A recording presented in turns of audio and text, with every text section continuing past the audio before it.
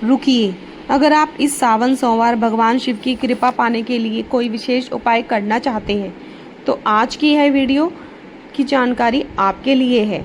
शास्त्रों में 3 ऐसे वृक्षों का वर्णन मिलता है जिनका संबंध स्वयं भगवान शिव और माता पार्वती से माना गया है, और इन्हीं वृक्षों में से एक वृक्ष पर 2 हरी चूड़ियाँ अर्पित करने की विशेष परंपरा भी बताई गई है। लेकिन सबसे बड़ी बात, ज़्यादातर लोग यह उपाय करते समय एक ऐसी गलती कर देते हैं जिससे इसका महत्व ही समाप्त हो जाता है। आज की इस वीडियो में हम जानेंगे हरी चूड़ियाँ ही क्यों चढ़ाई जाती हैं, किन 3 वृक्षों पर यह उपाय बताया गया है, और सबसे पहले किस वृक्ष से शुरुआत करनी चाहिए। इसीलिए इस जानकारी को पूरा ध्यान से सुनिए। सावन का महीना केवल व्रत और पूजा का समय नहीं, बल्कि भगवान शिव की भक्ति, संयम और साधना का सबसे पवित्र अवसर माना गया है। धार्मिक मान्यता है कि इस पूरे महीने भगवान शिव और भक्तों की प्रार्थना शीघ्र सुनते हैं, इसीलिए इस समय किए गए शुभ कार्यों का विशेष महत्व बताया गया है। इसी कारण हमारे धर्म ग्रंथों में कुछ ऐसे वृक्षों का भी उल्लेख मिलता है जिन्हें भगवान शिव का अत्यंत प्रिय माना गया है, और इन्हीं वृक्षों में हरी चूड़ियाँ अर्पित करने की परंपरा भी प्रचलित है। लेकिन इससे पहले यह समझना बहुत ज़रूरी है कि आखिर हरी चूड़ियाँ ही क्यों, लाल या किसी दूसरे रंग की क्यों नहीं।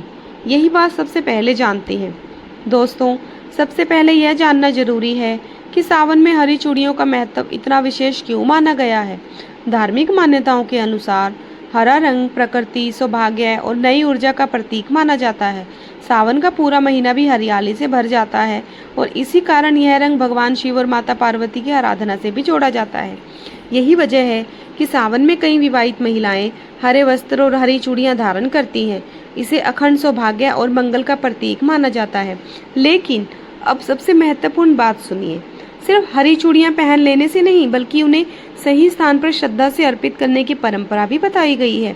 शास्त्रों में भगवान शिव के 3 ऐसे प्रिय वृक्षों का उल्लेख मिलता है जिनकी पूजा शिव आराधना के समान पुण्यदायी मानी जाती है, और इनमें सबसे पहला नाम आता है शमी वृक्ष का। ऐसी मान्यता है कि शमी वृक्ष में भगवान शिव और माता पार्वती की विशेष कृपा का वास माना जाता है। इसीलिए सावन सोमवार के दिन श्रद्धा के साथ इस वृक्ष की पूजा करना अत्यंत शुभ माना गया है। लेकिन शमी वृक्ष पर हरी चूड़ियां बांधने की सही विधि क्या है और किस समय यह उपाय करना चाहिए, यही सबसे महत्वपूर्ण बात है। और अब आगे उसी के बारे में विस्तार से जानते हैं। अब जानते हैं उस पहले पवित्र वृक्ष के बारे में जिसका नाम शास्त्रों में सबसे पहले लिया जाता है, शमी वृक्ष। धार्मिक मान्यता है कि शमी वृक्ष भगवान शिव और माता पार्वती के संयुक्त स्वरूप का प्रतीक माना जाता है।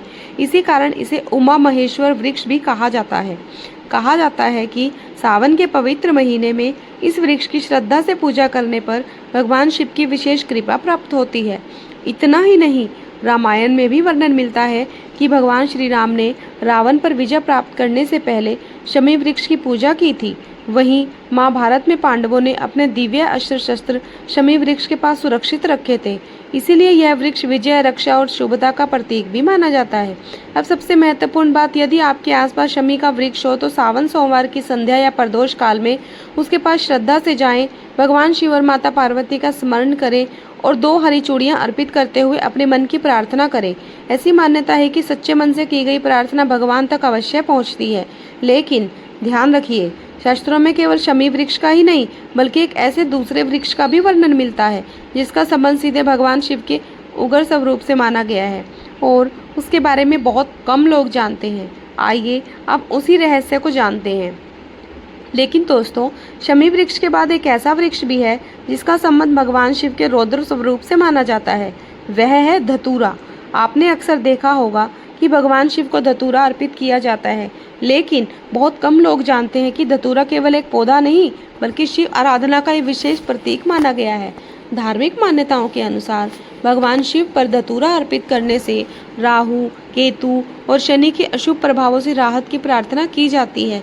इसीलिए सावन के महीने में इसका विशेष महत्व बताया गया है।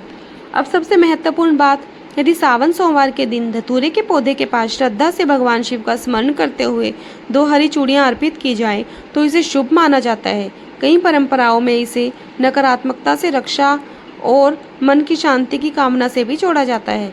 लेकिन ध्यान रखिए, यदि उपाय दिखावे के लिए नहीं बल्कि सच्ची श्रद्धा और विश्वास के साथ किया जाता है और अब बारी आती है उस तीसरे सबसे पवित्र वृक्ष की, जिसके बिना भगवान शिव की पूजा अधूरी मानी जाती है।